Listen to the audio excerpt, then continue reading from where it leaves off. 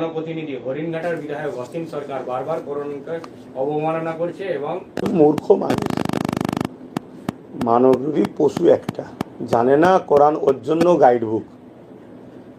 এছাড়া কি বলতে পারি সব পশুদের নিয়ে?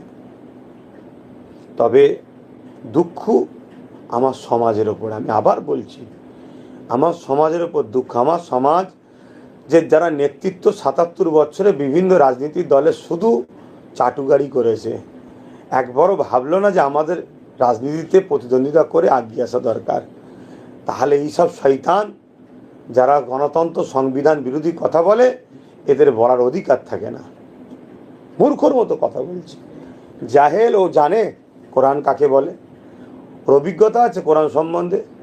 হ্যাঁ, যে সম্বন্ধে জানে না ও মূর্খ, কথা বলা উচিত নয়।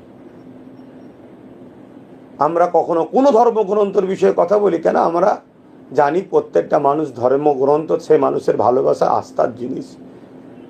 আর এই সব অযোগ্য মূর্খ এরা সমাজের যখন মাথায় বসে যাবে না, তখন সমাজ খারাপ হয়ে যাবে।